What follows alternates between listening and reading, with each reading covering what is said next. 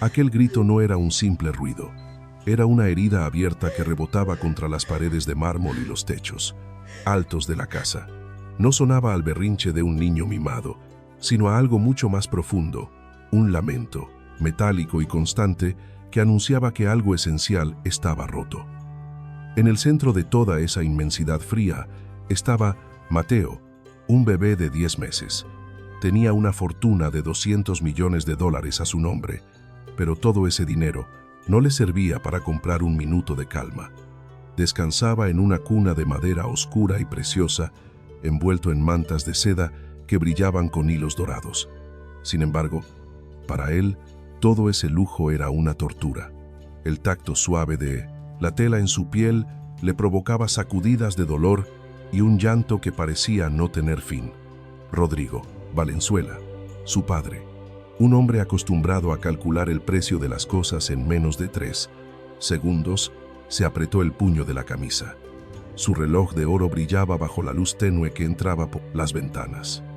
Llevaba gastado $1,5 millones en respuestas que nunca llegaban, y esa impotencia le había dejado un tic nervioso en el rostro. Habían desfilado médicos de renombre, expertos venidos de Suiza, especialistas de Boston. Todos entraban, cobraban sus tarifas inmensas y salían diciendo lo mismo: el niño está sano, los análisis son perfectos. Por primera vez, Rodrigo sentía que su dinero era papel mojado, y eso le dolía más que el propio llanto. Sofía, la madre, de una belleza pulcra que hacía juego con el salón, parecía a punto de romperse. Llevaba un vestido elegante que seguramente valía lo que una familia gana en un año, pero sus ojos estaban hundidos en sombras oscuras que ningún maquillaje lograba tapar. Llevaba 7 semanas durmiendo a ratos, acunada por el miedo constante de que su hijo se estuviera apagando poco a poco por culpa de un mal invisible.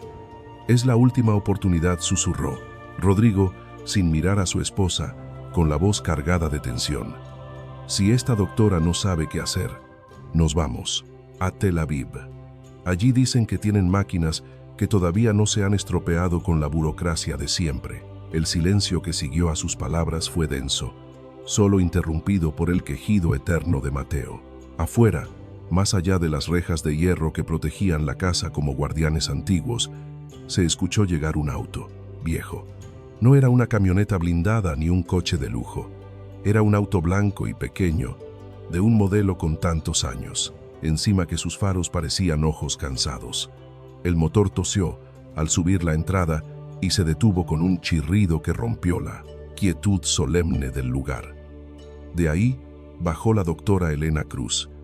Elena era todo lo contrario al escenario que la recibía. Usaba una bata de algodón lavada muchas veces y unos zapatos cómodos, ya gastados de tanto andar por los pasillos de la clínica pública. Venía de una guardia de toda la noche, atendiendo urgencias y fiebres, y el peso del día se le notaba en la caída de los hombros, pero su mirada, de un marrón cálido y atento, estaba completamente despierta, llena de una curiosidad humana que no se paga con cheques. Había aceptado venir casi por obligación. Su vocación estaba en los barrios, no en las mansiones, pero la angustia en la voz de quien la llamó la hizo cambiar de opinión. «No es por lo que pagan, doctora, es el miedo. Algo tiene el niño y estamos a ciegas».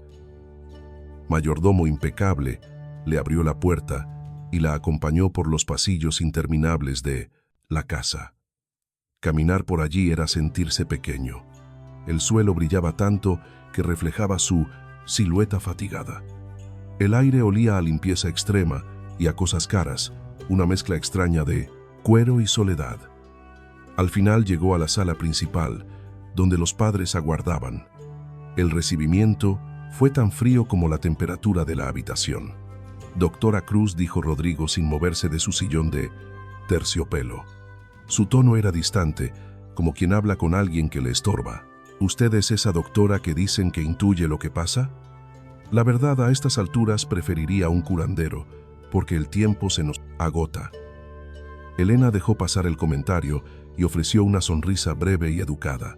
Sabía por experiencia que la prepotencia suele ser el disfraz de la gente asustada. Solo soy pediatra, señor Valenzuela. Vengo a escuchar y a mirar. Sé que han visto a muchos especialistas. Importantes. 15. 15 de los mejores del mundo. Interrumpió Sofía, con la voz quebrada. Hemos gastado más de 1 millón en viajes y pruebas genéticas. Dicen que no tiene nada, pero mi hijo grita como si le estuvieran arrancando. La piel a tiras. El tacto se ha vuelto una herida. Elena leyó el vacío en la mirada de Sofía. Esa fatiga profunda de quienes han pagado por todo lo imaginable, menos por la calma. Hablemos del inicio, dijo, abriendo su cuaderno. De notas. ¿En qué momento exacto el contacto se transformó en llanto? Rodrigo soltó el aire, cansado. ¿Otra vez la misma historia?, murmuró, como si las 300 páginas enviadas no pesaran nada. Empezó hace 2 meses. Primero fue una molestia sutil, luego este invierno interminable. Los informes no atrapan la vida, respondió Elena, sin prisa, manteniendo la voz suave. A veces, la verdad no está en un escáner millonario, sino en lo que nadie mira, en el polvo acumulado, detrás de un mueble viejo o en una costumbre olvidada. Si la ciencia calla, hay que volver a mirar con los ojos desnudos. ¿Algo nuevo en la casa? ¿Un cambio en la luz, en la comida? Sofía negó con la cabeza, entrelazando los dedos con fuerza. Todo es puro, todo es orgánico. El aire se limpia 10 veces cada hora. Hemos cambiado las sábanas 3 veces, pensando en el jabón. Nada funciona. Hasta compramos una cuna de titanio por si la madera le hacía daño. Fue inútil. Elena cerró los ojos un segundo. Esa perfección asfixiaba. Un cuarto inmaculado donde se había borrado, hasta la última huella de vida. Pero el vacío no existe. A veces, lo impecable es solo un escondite para el desastre. Necesito verlo, dijo al fin, poniéndose de pie. La habitación de Mateo era inmensa, un paisaje de grises perla y luz artificial. Pero aquel silencio diseñado se rompía con un lamento, un sonido que arrastraba todo el ambiente hacia una angustia profunda. El niño, pálido y frágil para sus panecerno, 10 meses, se ovillaba en la cuna. Tenía los puños cerrados y el rostro desdibujado por el sufrimiento. Hace 1 hora probamos.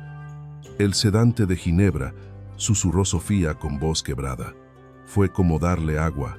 Elena avanzó despacio, sintiendo el miedo de los padres en la nuca y el peso de su propia duda. Había visto sanar en chabolas donde solo quedaba la fe. Pero aquí, rodeados de recursos infinitos, la respuesta se les escurría entre los dedos. Se inclinó sobre la barandilla. Olía a limpio, a nada. Pero bajo esa asepsia, Elena percibió algo más. Un rastro sutil de metal viejo y talco dulce. Al notar su sombra, el niño intensificó el llanto, pataleando en una danza de pura angustia. «No lo toque», la voz de Rodrigo cortó el aire, cargada de advertencia. «El contacto quema. Solo mire». Elena se detuvo, respetando la distancia. Recorrió con la mirada el cuerpo pequeño, el vientre hinchado, las extremidades. Todo parecía estar en orden. La piel se veía suave. Hasta que el niño se arqueó buscando huir de su propio cuerpo, y Elena vio un detalle.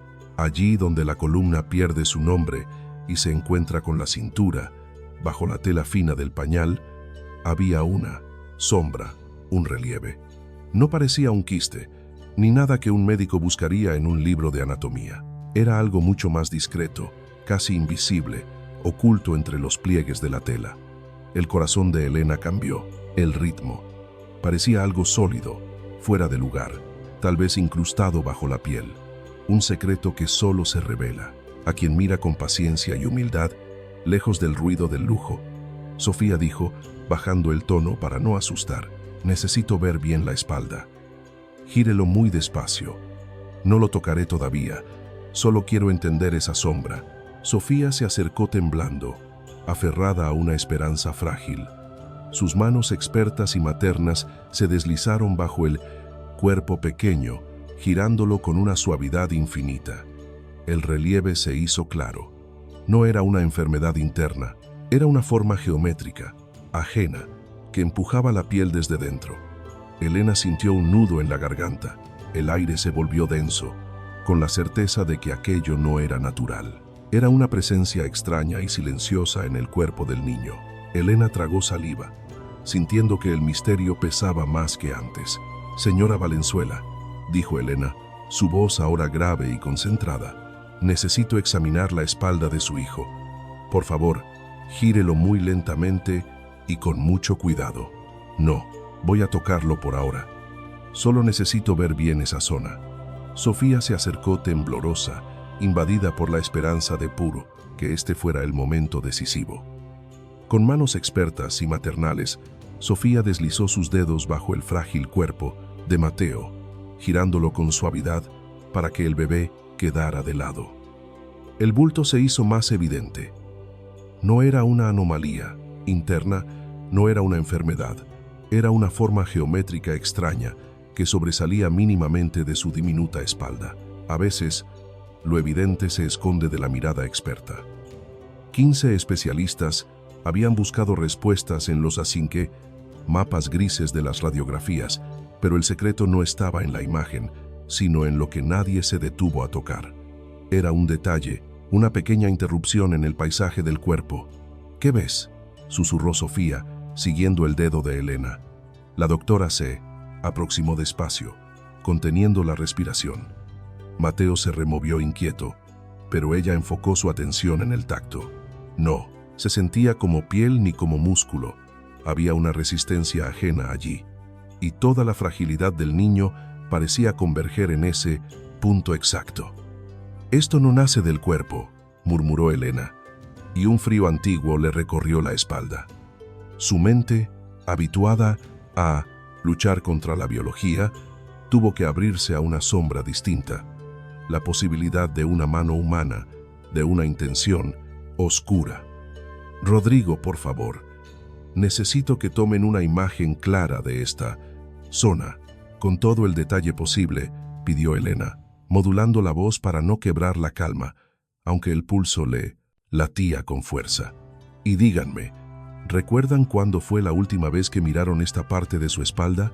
Así, sin ropa, en silencio, de perfil». Rodrigo, notando la gravedad en el tono de la doctora, se acercó a la cuna. Mientras Sofía preparaba el teléfono, Elena desobedeció la prudencia con un movimiento suave. Deslizó apenas la yema del dedo sobre aquel bulto extraño, y ese roce leve bastó para confirmar su temor. No era inflamación, era el frío del metal, o quizás la rigidez de un plástico o un vidrio, un intruso escondido bajo la suavidad de la piel. Pero lo que siguió fue lo que verdaderamente le heló el alma. El bebé, que ya lloraba, soltó un quejido profundo, un sonido de dolor que no correspondía a su edad. Al retirar la mano, Elena vio algo más, una mancha café, pequeña como una semilla, justo en el centro. No es una enfermedad, pensó, sintiendo cómo la tristeza le ganaba terreno al asombro. Es una herida, un daño provocado. La foto apareció en la pantalla del teléfono. Rodrigo tomó el aparato y su gesto se demudó. La seguridad se le escapó del rostro al ver la imagen ampliada. «Parece», comenzó a decir, y la palabra se le murió en la boca. Elena, ajena al desconcierto de los padres, miró las paredes blancas de la habitación. Si el niño llevaba un objeto extraño en la espalda, ¿cómo había llegado allí? Y si el dolor era tan agudo, ¿por qué nadie en esa casa lo había notado antes? «Necesito entender», dijo Elena, girándose hacia ellos con una serenidad que los obligó a escuchar. «Necesito saber quién ha estado cerca de Mateo, además de ustedes, en las últimas 10 semanas. ¿Quién lo ha vestido? ¿Quién lo ha bañado? ¿Quién lo ha sostenido en brazos? Necesito los nombres ahora». La petición era simple, pero cargaba un peso inmenso. Si aquello no era un accidente, si era un objeto ajeno, introducido para causar sufrimiento, entonces el mal de Mateo no estaba en sus genes, sino creciendo en el silencio de aquella mansión. Y la doctora Elena Cruz, con su cansancio a cuestas y su coche viejo esperando fuera, Acababa de encontrar la verdad que el dinero no había logrado iluminar. La pregunta quedó suspendida en el aire frío de la habitación, cortante como el cristal. Rodrigo, un hombre acostumbrado a que el mundo obedeciera sus deseos, sintió que el suelo firme comenzaba a temblar bajo sus pies. Sofía, en cambio, reaccionó con el escudo de su clase, la distancia y la altivez. ¿Una lista?, preguntó. Su voz tenía ese tono que se usa para trámites burocráticos menores. Llevaba un vestido de seda que crujió levemente al moverse, una prenda que valía más que años de trabajo de Elena. Doctora, esta es una casa donde nada se deja al azar. Aquí no entra cualquiera. Mateo tiene 3 enfermeras pediátricas rotando 24/7, todas con credenciales impecables. Tenemos a Clara, que es casi familia desde hace 5 años, y 2 asistentes para la limpieza de sus cosas. Todo está registrado, todo tiene un orden. Sofía se acercó a una tableta sobre la mesa de mármol y con una palabra, la pantalla se encendió mostrando rostros sonrientes y hojas de vida perfectas. ¿Qué está insinuando?, continuó, pasando las fotos con impaciencia, mostrando a personas con sueldos que aseguraban una vida tranquila. Que una porta se quesife, que una porta se nali porta de mis enfermeras, ganando $300,000 al año, ¿haría algo para dañar a mi hijo? Es impensable. Elena se mantuvo quieta. No hubo reacción ante el desdén. Su ropa de algodón sencillo parecía ahora más real, más honesta, frente a la negación que llenaba el cuarto. Se mantuvo quieta. No hubo gestos ni parpadeos ante el desprecio que flotaba en el aire. Sentía la blusa sencilla pegada al cuerpo, sentía la humedad de la calle pegada a la espalda. Un recuerdo incómodo que chocaba con el frío exacto, casi artificial, de la casa. Elena no miraba los papeles, sino los nombres. Solo señalo lo que mis ojos ven, murmuró, mostrando la imagen del pequeño bulto en su teléfono. No es una enfermedad, Sofía. Es algo extraño, un cuerpo ajeno que duele mucho si se toca de cierta forma. Eso no apareció solo. Alguien tuvo que ponerlo ahí. Necesito saber quiénes han vestido a Mateo estos últimos 3 meses. Empecemos por quien lo cuida, la niñera principal. Rodrigo, buscando soluciones prácticas ante lo innegable, se puso en medio de las dos. Su reloj de oro brillaba bajo la luz blanca. Calma, Sofía. Y usted, disculpe las formas. Hemos gastado fortunas buscando sanarlo, no buscando culpables. Pero si es verdad, haremos lo necesario. Clara es la niñera principal. Vive aquí, en la propiedad, si quiere hablar con ella. Elena asintió despacio. Clara, 5 años sirviendo, una confianza total. El lugar perfecto para quien daña en silencio, oculto tras la lealtad. Mientras Rodrigo pedía por su auricular que trajeran a Clara ya mismo, Elena se tomó un instante para sentir la habitación del niño. Todo ese dinero gritaba pureza, paredes blandas para apagar el llanto, un aire tan filtrado que no dejaba pasar ni el polvo más fino, y un aparato que dejaba la humedad en un 45% exacto. La cuna de madera clara vestía sábanas de 1000 hilos, suaves como una caricia. Pero tanta perfección era justo lo que a Elena le escamaba. A veces, el daño se viste de orden impecable. Se acercó a la cuna. Mateo, cansado de tanto gritar, gemía bajito dándole la espalda. Elena miró los pies pequeños asomando de su pijama de seda grueso. El grosor, ese fue el primer detalle, extraño que su mirada atrapó. Para un bebé se busca lo leve, pero el pijama que Mateo llevaba, y otro igual doblado sobre la madera oscura, eran inusualmente gruesos. No era abrigo de invierno, sino ropa de verano en un cuarto climatizado. Tela fina, sí, seda natural, pero con un relleno interior que le daba peso y cuerpo. ¿Por qué necesita ropa tan de Stav? ¿Gruesa?, preguntó Elena mirando las costuras. No a los padres. Sofía suspiró como quien explica una verdad básica a quien no sabe nada. Doctora, cuando los médicos suizos le vieron esa sensibilidad en la piel, Encargamos pijamas a medida. Son de seda, pura, rellenos de fibra de bambú. Los hacen en Italia. Cuestan mucho, pero protegen su piel de cualquier roce. Elena tomó la prenda doblada. Era perfecta, sin etiquetas que piquen ni costuras duras. Una obra de arte. Pero al pasar los dedos por la espalda, sintió que el relleno era más denso justo ahí, en la zona lumbar y un poco más arriba, tapando donde estaba el bulto. «Esto no es solo para la piel», susurró Elena, y el corazón le latió más rápido. «Esto está hecho para amortiguar, para esconder». Si eso le dolía al tocarlo, esta ropa acolchada y cara no protegía al bebé, protegía lo que llevaba dentro.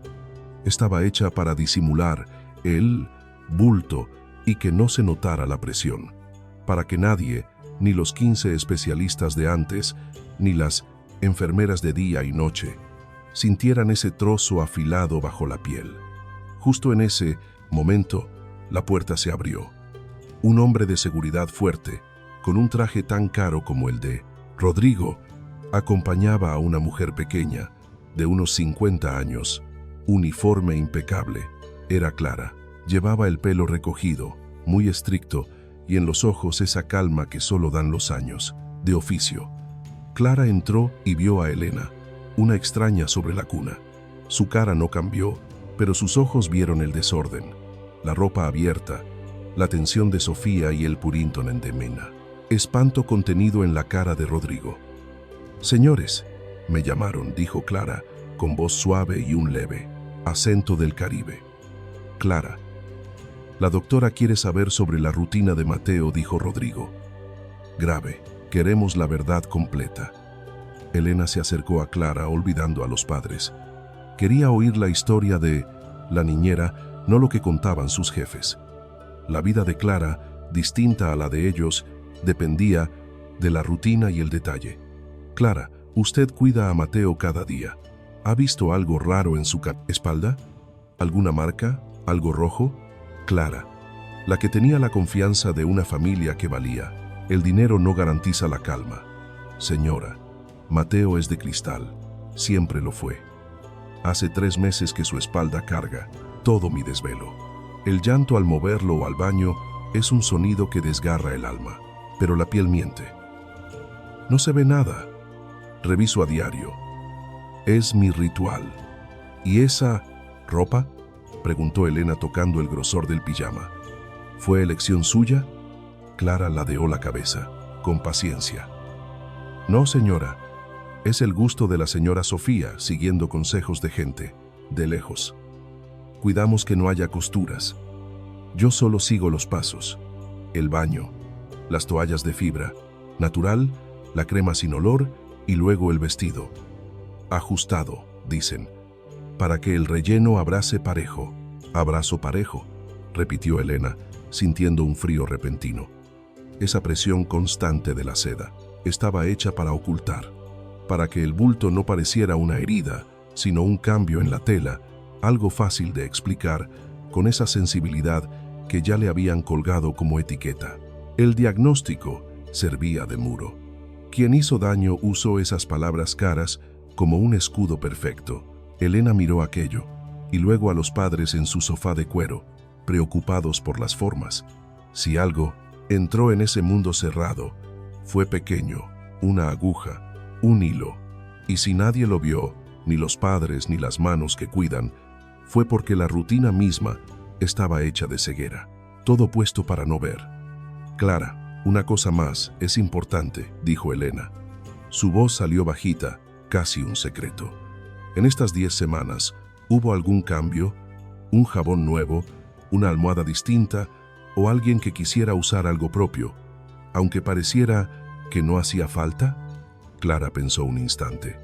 Una duda pequeña asomó en su rostro, una arruga en su frente tranquila. Solo una vez. Hace 2 semanas la señora Sofía no podía más con el estrés. Vino la abuela, la madre de Rodrigo, a echar una mano. Ella insistió mucho con la almohada. Dijo que Mateo necesitaba semillas de lavanda para calmar el alma.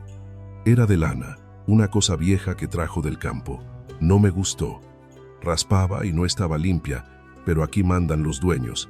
¿Qué podía yo decir? Solo era para la noche. Elena sintió cómo el aire se cargaba. Creencias, rencores callados, un pozo hondo de razones tristes. ¿Dónde está eso ahora, Clara?, preguntó Elena, con una urgencia que le nacía del pecho. Clara señaló una bolsa de marca en el rincón. Tuve que tirarla ayer. Mateo lloró mucho al despertar. Al abrirla, la lana estaba mojada y tenía un olor agrio. La dejé en el cubo de basura del servicio, junto a la cocina. El cubo del servicio, una pista tirada al olvido por la élite. Elena se giró hacia Rodrigo. Su rostro pálido ya no tenía dudas, solo la certeza de quien ha visto el fondo. Rodrigo, avise a los guardias. Necesito esa bolsa y esa almohada de lana vieja. Elena no preguntó. Solo puso palabras a lo que debía pasar. Lo que hiere a su hijo no es un trozo suelto. Creo que vino de esa lana. Y creo que quien la puso ahí sabía bien lo que sembraba. El espanto en los ojos de Rodrigo se hizo hondo. Tantos viajes, tanto gasto, y la verdad dormía en una basura cualquiera. La abuela, susurró Sofía tapándose la boca. No puede ser. Elena ya caminaba hacia la salida. El dolor no entiende de mármol ni de lujos. Sofía, ahora, con su permiso, voy a buscar en los desechos. Lo que hallemos no será medicina, será un arma. Al salir del frío perfecto de la habitación al calor pesado del pasillo, Elena sintió la vida real. Lo duro no fue hallar la pieza, sino entender que el enemigo no era invisible, sino alguien que compartía la mesa, sonriendo mientras el niño lloraba un dolor fabricado. Su corazón le dijo que la respuesta no estaba en la lana sucia, sino en la sombra oscura de la abuela. Esa figura que hablaba de curar el espíritu mientras dejaba crecer un mal. Callado. Continúa en la parte 3. La doctora Elena sintió que el frío de la casa le mordía, la piel tras la adrenalina del hallazgo. Su viejo auto, desvencijado, esperaba afuera, ajeno a todo. Elena permanecía quieta bajo el sol vertical, un testigo silencioso ante la fachada de cristal que brillaba demasiado. Pero la verdad no se escondía en el aire acondicionado. Habitaba fuera, en los rincones que nadie quiere mirar, allí donde termina la belleza. El pasillo de servicio era un laberinto de cemento caliente y tuberías desnudas, un contraste áspero con el vestíbulo donde Rodrigo solía exhibir su éxito. El aire pesaba a cloro, a aceite rancio y a calor estancado, un golpe de realidad que la élite prefiere ignorar. Rodrigo, con el reloj de oro lanzando destellos impacientes, dio la orden. 2 guardias de seguridad, enfundados en trajes negros y calurosos, la acompañaron. Se movían con torpeza, avergonzados de tener que escarbar en busca de tesoros dentro de un contenedor de basura industrial. «Está aquí», doctora, murmuró uno, señalando la inmensa caja de metal verde. Los desechos de la riqueza huelen igual, aunque brillen más. Entre restos de comida orgánica, intacta y cajas de envíos urgentes, apareció el objetivo. El guardia rescató la bolsa. Era una pieza de lona de marca, ahora vencida y sucia, con su famoso logotipo profanado por pozos de café y tierra del suelo. La ironía dolía. Una fortuna gastada en la salud del niño, y la respuesta yacía en una bolsa de basura de lujo. Elena la tomó sin guantes, ignorando la repulsión. El hombre la miró buscando redención en sus ojos. De regreso en la piscina interior, la luz de la tarde moría lentamente sobre la superficie del agua. Elena depositó el hallazgo sobre una mesa de madera noble. Rodrigo y Sofía esperaban junto a la abuela, quien reposaba en su sillón de terciopelo, con esa calma de porcelana que nada parece alterar, irradiaba la frialdad de quien aguarda una disculpa por las molestias. «Doctora, si ha montado todo este escenario solo para traernos basura, mi paciencia se ha terminado», dijo Sofía, con la voz quebrada, oscilando entre el miedo y la incredulidad. Elena alzó una mano suavemente, pidiendo silencio. La abuela observábala, bolsa de marca con un gesto de desagrado, como si la suciedad fuera un insulto personal a su presencia. La verdad, Sofía, no siempre llega limpia ni en sobres cerrados, respondió Elena con tono bajo y sereno. Abrió la lona. Dentro, la almohada de lana de oveja, supuesta cura para el alma de Mateo, estaba húmeda y pesada. No olía a podredumbre natural. Desprendía un aroma químico, amargo y metálico. Clara dijo que estaba mojada y la tiró. Pensamos que fue un accidente del niño, se justificó Rodrigo, cruzando los brazos. No fue eso, dijo Elena. Rozó con los dedos la lana. El tacto era hostil, extrañamente rígido. La lana cura. Es suave. Esto raspaba. El fragmento que sacamos de la espalda de Mateo era minúsculo, apenas un grano de arena, pero suficiente para causar un dolor profundo y esa infección silenciosa. Esa fue la raíz de su llanto y de la fiebre, que no bajaba. Lo que vemos ahora es cómo llegó ahí. Elena sacó de su maletín de cuero gastado, compañero de 1000 batallas en hospitales lejanos, un pequeño estuche de análisis, unas pinzas y una lupa con luz propia. Ajena al lujo que la rodeaba, se inclinó sobre la almohada. Con paciencia, separó algunas hebras de la parte más dura. La abuela insistió en que durmiera con esto. Decía que la lana virgen absorbía el malestar. ¿No es así?, preguntó Elena al aire, sin acusar, solo buscando entender. Es la tradición. Protege a los primogénitos, defendió la anciana. Su voz sonó dulce pero firme. Lo que cayó fue que, para potenciar esa magia, la lana había sido tratada, y no con hierbas. Elena puso una pizca de fibra bajo la lente y conectó la imagen a la pupuis, pantalla gigante de 85 pulgadas que solía mostrar arte digital. El silencio se hizo denso. Lo que apareció ampliado no era naturaleza. Era una maraña de fibras artificiales. Y atrapados en esa red, brillando como diamantes crueles y afilados, había lo que parecían cristales molidos. No eran roturas al azar, eran cortes perfectos, casi invisibles, hechos para herir sin dejar rastro a simple vista. Lo que tienen aquí, dijo Elena, conteniendo la pena en su voz, es fibra plástica bañada en químicos para imitar la textura de la lana real. Esa mezcla contenía miles de partículas de sílice y un agente irritante, quizá un derivado del arsénico o algún veneno lento oculto en el tinte. Sofía dejó escapar el aire de sus pulmones. Un suspiro ahogado se escapó. Rodrigo se inclinó hacia la luz de la pantalla, tratando de entender lo incomprensible. Era el propio calor de Mateo, su sudor, lo que activaba el daño. Partículas invisibles que se abrían paso en la piel, un fuego lento y constante, que causaba aquel llanto interminable al contacto, una invasión silenciosa que ni los mejores especialistas podían ver, porque buscaban virus o bacterias, no un rastro químico gradual. Elena se levantó y dejó caer las pinzas sobre la madera. El sonido fue un punto final, en medio del silencio.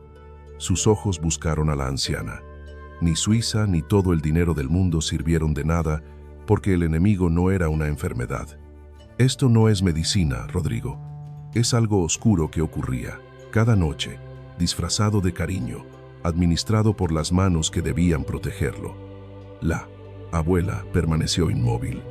Su calma era tan absoluta que helaba la sangre. Doctora, sus palabras son graves. ¿Insinúa que yo dañaría a mi propia sangre con una simple almohada? Su voz era apenas un murmullo ofendido. El objeto es la prueba, respondió Elena, sin alterar el tono. Usted exigió que esa lana tocara su piel para sanarlo.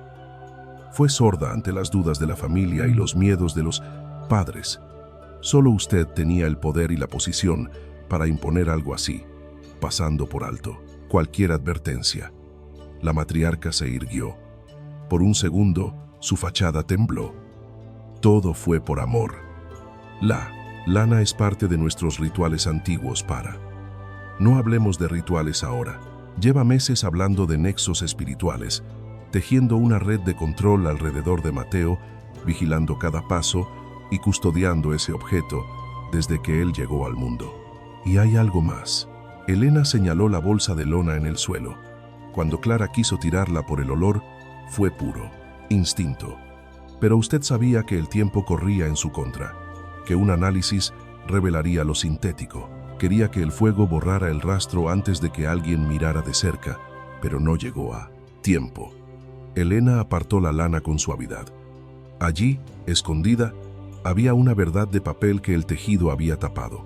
Una etiqueta de envío, arrugada por el uso, pero clara. «Esto no viene de ninguna tradición», dijo Elena, mostrando el papel. «Esta almohada es un encargo específico de hace 3 meses. La dirección no es de una granja, es de un laboratorio químico en el sur de Francia, lugares que crean materiales corrosivos de acción lenta para».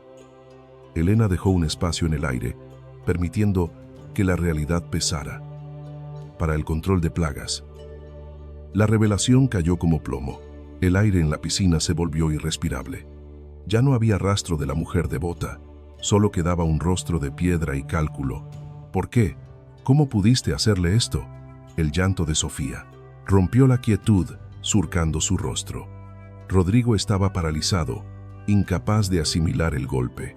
Era el estupor de quien cree que la riqueza es un muro impenetrable, solo para ver que la traición dormía bajo su propio techo, en quien se suponía libre de toda necesidad. La abuela esbozó una media sonrisa, árida y vacía. Era el gesto de quien ya no necesita fingir. Bondad. ¿Crees que tu fortuna lo salva todo, Rodrigo?, preguntó, ignorando a la doctora. Los 200 millones están a nombre de Mateo hasta que cumpla 18 años, pero si él falta, ¿quién administra todo hasta que haya otro heredero? Rodrigo retrocedió, como si el aire le hubiera golpeado el pecho. Era simple y brutal. Una vida pequeña a cambio del control total. «Llama a las autoridades», Rodrigo dijo a Elena, bajando la vista, «y diles que la verdad está en la basura». Ese niño no necesitaba médicos, necesitaba que alguien viera la realidad. Las palabras quedaron flotando sobre el mármol frío, una verdad que ni todo el lujo del lugar podía suavizar. Eran figuras de cera en un escenario roto. La sonrisa de la anciana seguía allí, inerte, mientras Elena sostenía aquella almohada, un objeto suave cargado de intenciones oscuras. «Estás demente», susurró la abuela. Su voz sonó quebradiza, como una hoja seca pisada en otoño. «Cruzas el umbral con tus zapatos gastados y esa ropa que cuenta historias de otros barrios, y me miras a los ojos, como si tu verdad pudiera derrumbar mis muros». Rodrigo se quedó quieto, sintiendo cómo el suelo bajo sus pies dejaba de ser firme. Su rostro, habituado a la calma que da no tener preocupaciones, se fue transformando lentamente, como una cera que se derrite. El miedo y una rabia sorda le cambiaron la mirada. Le temblaba la mano al buscar el teléfono, ese aparato costoso que ahora pesaba toneladas. «Hazlo, Rodrigo», dije suavemente. No hacía falta gritar. El silencio de la casa ya gritaba suficiente. Sabía que ella buscaría una salida, un hueco por donde escapar y llevarse esa pequeña almohada, testigo mudo de todo. «No, espera», dijo la abuela, moviéndose con esa elegancia antigua, intentando acortar la distancia entre nosotras. «Piénsalo bien.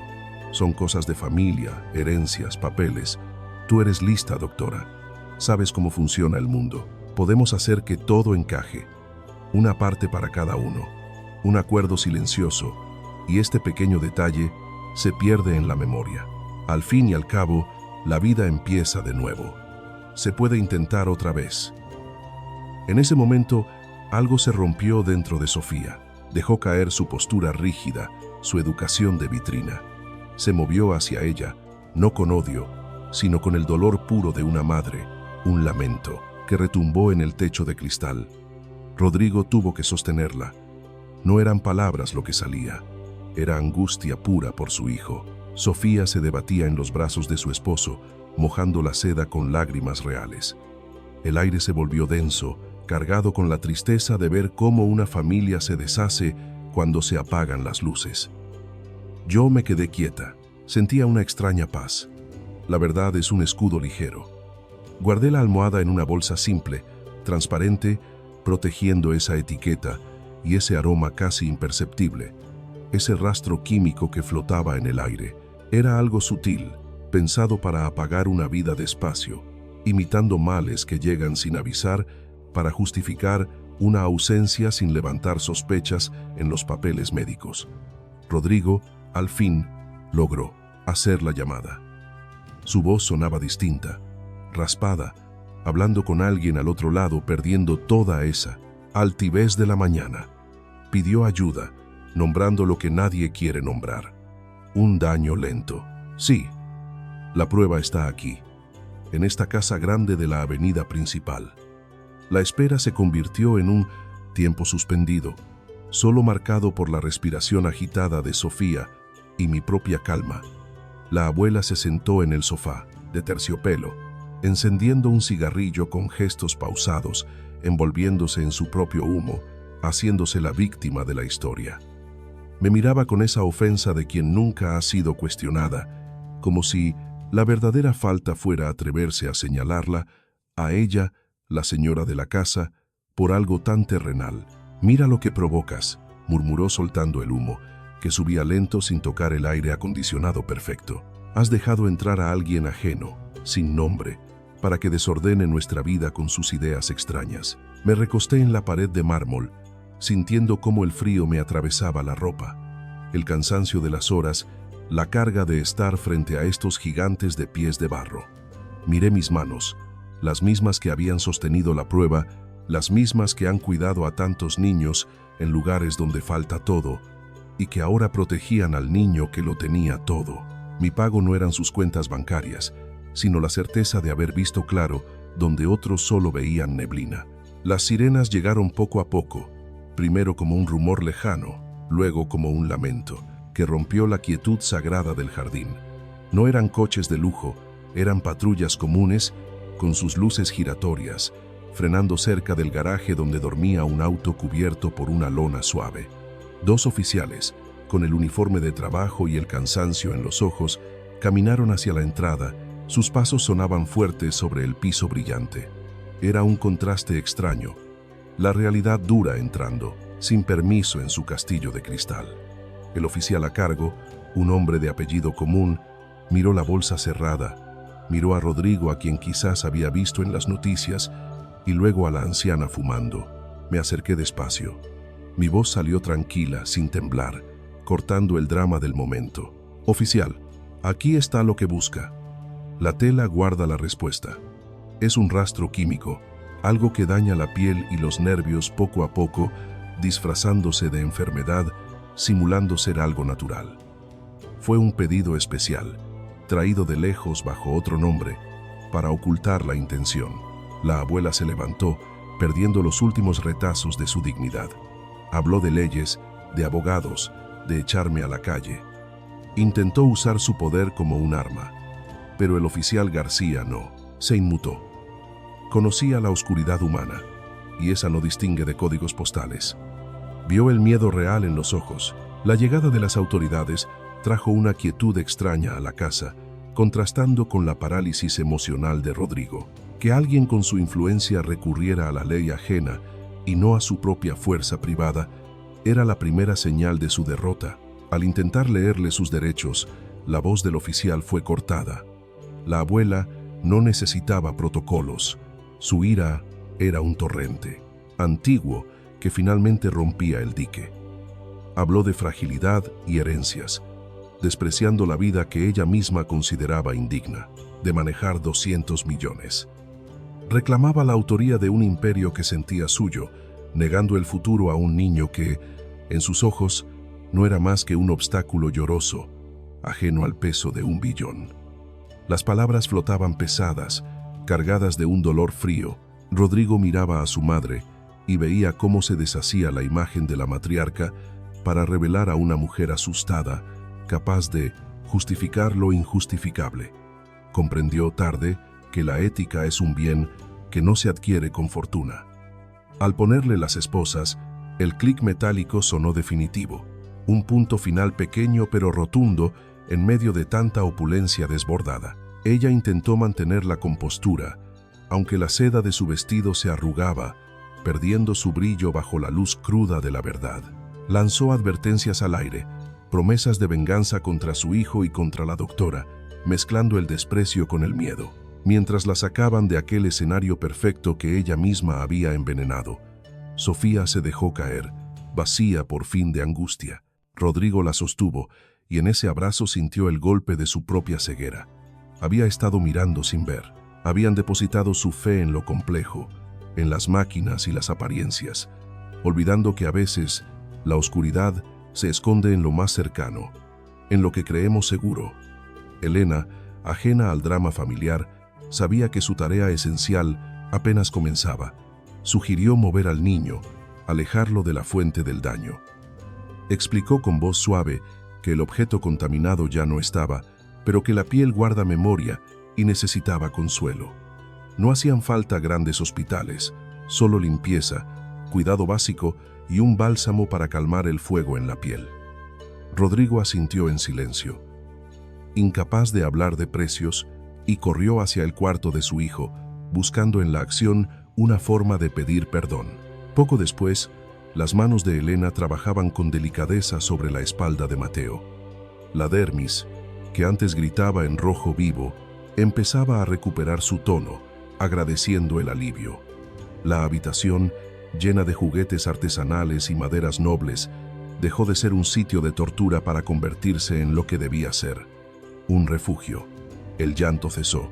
Se hizo un silencio reparador. El cuerpo de Mateo, tenso durante meses, se soltó como un nudo que se deshace. Aquella inflamación, huella visible de un veneno lento y constante, empezó a remitir bajo el cuidado simple. El niño buscó el calor de su madre y cerró los ojos, soltando un suspiro largo, de esos que marcan el final de una guerra interna. Sofía miraba a la doctora, y en su mirada había una gratitud que las palabras no alcanzan a explicar. Veía la claridad en la sencillez de Elena. Le agradeció en un susurro, reconociendo que ella había logrado lo que todo el oro del mundo no pudo. Tantos expertos y viajes, y el mal estaba allí, disfrazado de comodidad. Rodrigo se acercó, despojado ya de su armadura de hombre de negocios. Se sentía vulnerable, humano. Buscó en su chaqueta, sacando el chequera como un acto reflejo, lo único que sabía hacer ante la gratitud. Intentó ponerle precio al milagro con la voz quebrada. Abrió el librillo y la pluma corrió sobre el papel. Escribió una cifra que para cualquiera significaría una vida nueva, un cambio de destino absoluto. Ofreció 5 millones, o quizá 10, instándola a comprarse una vida sin preocupaciones, una casa, una clínica propia. Elena observó el papel. El número 10, seguido de 6 ceros, era una abstracción, algo que podía solucionar la vida de su padre y de 100 familias más en su pueblo. Pero ella no tomó el cheque. Extendió su mano y tocó el brazo de Rodrigo, un gesto que rompió la distancia entre el dinero y la vida. «Señor Rodrigo», dijo con esa serenidad que desarma. Le recordó que ya había pagado demasiado a quienes vendían prestigio y estética. Su error no había sido la falta de recursos, sino creer que la billetera podía blindar a su familia contra el mal. Hizo una pausa, mirándolo con compasión. Le explicó que su pago era ver al niño descansar. Le pidió que guardara su dinero y que lo usara para recordar una lección simple. La verdad no siempre está en los informes costosos, sino en saber mirar. El corazón humano alberga sombras y luces sin importar la cuenta bancaria. Rodrigo bajó la mano, sintiendo la vergüenza y el alivio al mismo tiempo. Entendió que hay deudas que no se saldan con 10.000 millones. Elena recogió sus cosas, sonrió a Sofía y dejó una última recomendación al aire: deshacerse de todo lo superfluo que había traído el dolor. Salió de la habitación, dejándolos solos con la tarea más difícil: aprender a vivir de nuevo, con menos ruido y más atención.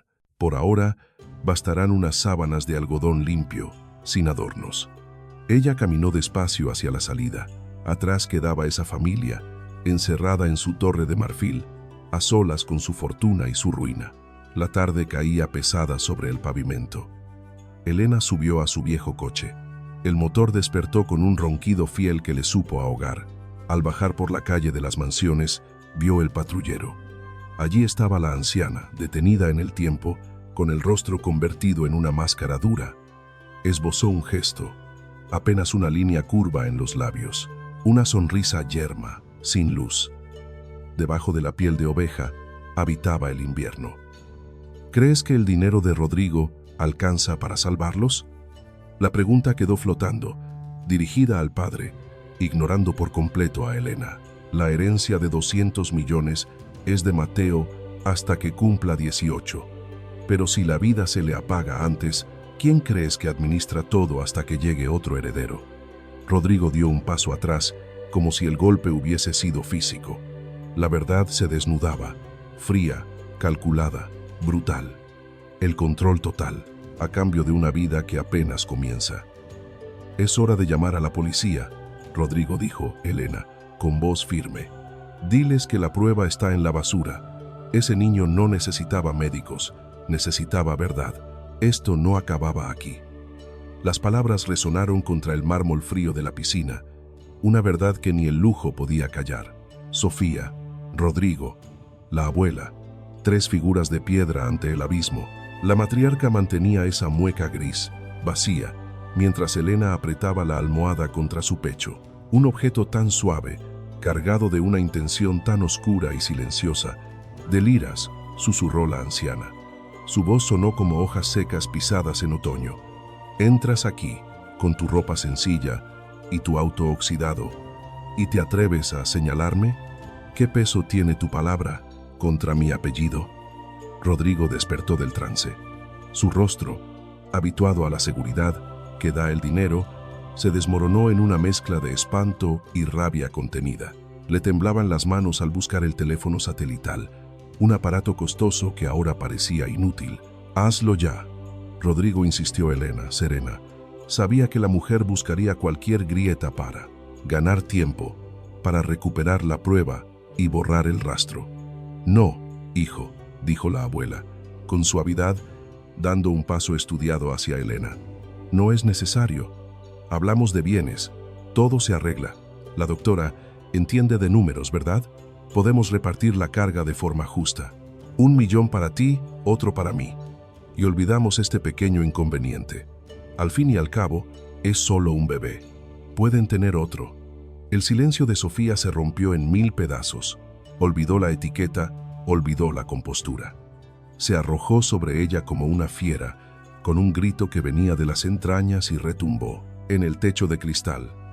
Rodrigo tuvo que frenarla. «Bruja, estás matando a mi hijo por monedas». Sofía peleaba contra el abrazo de su esposo, las lágrimas manchando la seda cara. El aire pesaba, cargado de la tragedia de una familia devorada por su propia hambre. Elena permaneció quieta, se sentía firme. La verdad era su escudo.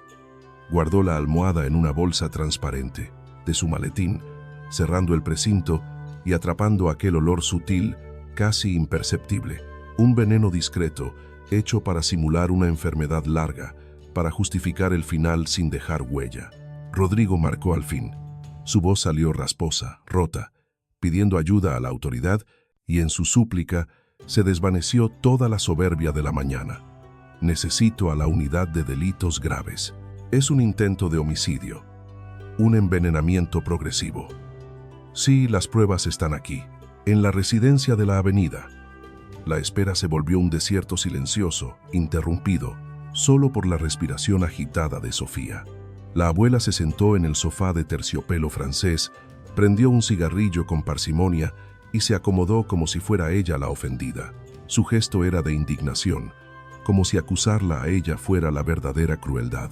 «Mira lo que provocas», Rodrigo murmuró, soltando el humo con una elegancia que no llegó a molestar el aire acondicionado. «Has traído a una extraña, a una mujer sin clase ni educación, para que destruya nuestro hogar con sus fantasías».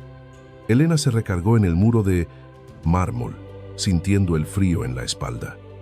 El cansancio le pesaba en los huesos tras la larga vigilia. Miró sus palmas, piel curtida, líneas de quien ha tocado mucha fiebre en barrios olvidados. manos que ahora traían paz al heredero de todo. No buscaba el aplauso ni los millones. Su calma venía de otro lado, de haber levantado el velo, de encontrar lo simple donde el ruido sembraba confusión. El aviso llegó despacio, un rumor lejano que se volvió urgencia, rompiendo el silencio de aquel castillo moderno. No llegaron carruajes blindados, sino patrullas comunes, de esas que cargan el polvo de la calle. Frenaron en seco, sin respeto por el lujo dormido, bajo las lonas. 2 agentes bajaron, pisadas fuertes, goma contra mármol frío. El ruido de la realidad entrando sin permiso en una casa de cristal. El contraste dolía a la vista. El oficial traía la fatiga en los ojos. Miró la bolsa plástica, luego al dueño de todo aquello y finalmente a la anciana sentada en la penumbra. Elena dio un paso al frente. No alzó la voz. Habló con la calma de quien enuncia un diagnóstico triste. «Ahí está», dijo. «La tela bebe el veneno despacio. Algo pensado para lastimar la piel y los nervios, imitando un mal que no existe, una enfermedad fantasma. Un pedido disfrazado de inocencia, lana suave que escondía espinas químicas». La matriarca se irguió, intentando sostener una estatua que ya se caía. Habló de abogados, de despidos, de su poder. Pero al policía no le tembló el pulso. Conocía el olor del miedo y la soberbia en Nozne, cualquier barrio. Rodrigo y Sofía no se movían, paralizados por el espanto de lo conocido. Que hubieran marcado el número de emergencias y no el de seguridad privada era la única señal de cordura. El agente avanzó. «Tiene derecho a callar», dijo. Ella no lo dejó terminar. La presa se rompió. Ya no había elegancia, solo un grito antiguo. «No me toquen». Habló de herencias, de imperios. 200 millones no son para niños frágiles, escupió. Yo levanté estas paredes. Merezco el mando. No un niño que llora y no sabe lo que pesa 1 billón. Las palabras flotaron como humo tóxico. Rodrigo miraba a su madre y ya no la veía. Solo quedaba una desconocida desesperada, aferrada a un trono que se deshacía entre sus dedos. El oro no compra la decencia. El metal se cerró en las muñecas con un chasquido seco, un sonido pequeño para un final tan grande. Ella peleó contra lo inevitable, arrugando la seda, perdiendo la compostura. Lanzó promesas de venganza al aire, insultos contra el hijo y la doctora de manos gastadas.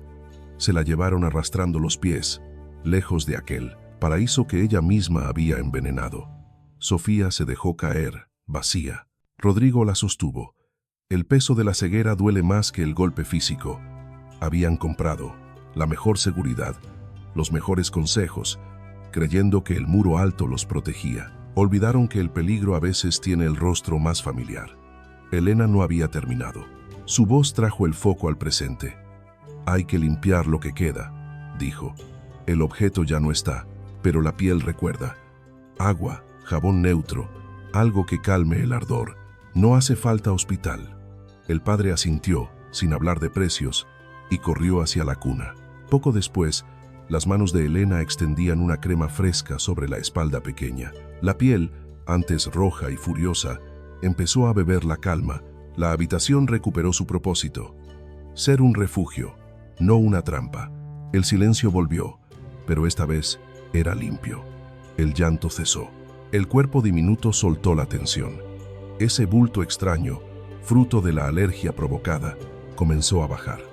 El niño buscó el calor de la madre y cerró los párpados. Ya no era un desmayo, era el sueño profundo de quien deja de sentir dolor. Sofía levantó la vista. Tenía los ojos lavados por el llanto, pero claros. Miró a la mujer, que venía de otro mundo. Nadie más lo vio. Susurró. Ni las clínicas lejanas, ni los equipos costosos. El mal estaba en la almohada y la cura en la mirada atenta.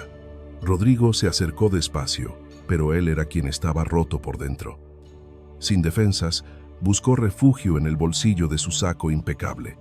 Extrajo una chequera de bordes dorados.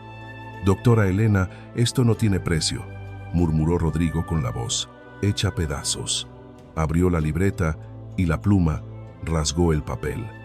Iba dibujando números que prometían borrar años de carencias. Aquí tiene 5 millones. Mejor 10. Tómelo. Cómprese la mejor clínica. Una casa donde el miedo no pueda entrar. Elena bajó la vista. Ese 1 seguido de 6 ceros era un abismo difícil de medir. Pensó en el descanso de su viejo, en el hospital del pueblo, en la paz para 100 familias. Estiró la mano, pero no para tomar el papel.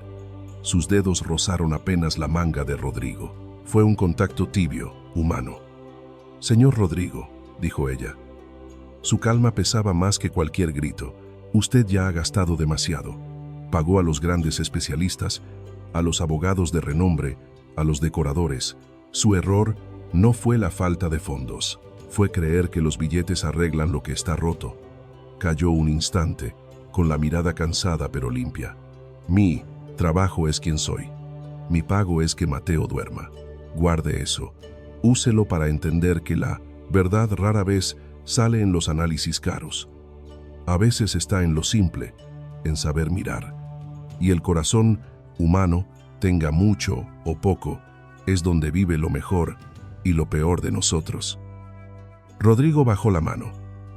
La vergüenza le quemaba, pero también sentía alivio. Esa lección valía más que 10.000 millones. Elena tomó su maletín viejo y le regaló a Sofía una sonrisa franca. «Cuiden al niño. Saquen todos esos tejidos nuevos que compraron. Dejen solo sábanas de algodón. Que respire». Caminó hacia la salida. Dejaba a esa familia sola, con su fortuna y sus fantasmas. Afuera, la tarde caía naranja sobre la calle. Elena se subió a su coche de siempre.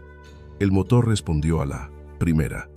Un ronroneo conocido que le hizo compañía. Arrancó despacio por la avenida. Pasó junto a la patrulla. Vio a la abuela con el rostro duro, congelada en su propio rencor. Elena no sintió victoria, solo la quietud de las cosas en su sitio. Aquellos 200 millones seguirían siendo una jaula de oro. Pero ahí dentro, un bebé descansaba por fin. Cuidado no por el dinero, sino por la mirada atenta de quien sabe que los grandes dolores de la vida casi nunca son médicos, son historias de apego y avaricia. A veces, para salvar a alguien, basta con revisar una almohada y ver el daño que se esconde tras una etiqueta cara. Elena dobló la esquina, dejando atrás el brillo falso, y enfiló hacia su casa pequeña, tranquila al saber que la verdad, cuando es simple, brilla más que cualquier diamante. Y con eso bastaba.